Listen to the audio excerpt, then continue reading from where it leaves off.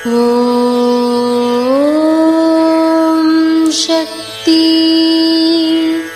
ஓம் சக்தி. ஓம் சக்தி. ஒருவனின் பார்வையை வைத்துத்தான் நல்லது கெட்டது நிர்ணயிக்கப்படுகிறது. கசாப்பு கடைக்காரன் பார்வைக்கு தன் செயல் நல்லதாக தெரிகிறது. மற்றவர்கள் கண்ணிற்கோ அச்செயல் பாவமாக தோன்றுகிறது. எந்த காரியமானாலும் அதில் பண்பும் பாசமும் தேவை. பிறரிடம் அன்பு காட்டினால் மட்டும் போதாது. அந்த அன்பு தாயன்பாக இருக்க வேண்டும். இது அன்னையின் அருள்வாக்கு. ஓம் சக்தி பராசக்தி. ஓம் சக்தி.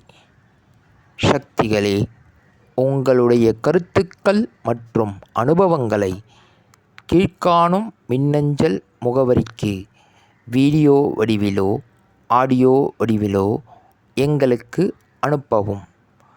மற்றும் மறுவூர் மகிமை யூடியூப் சேனலை சப்ஸ்கிரைப் செய்யவும். ஓம் சக்தி.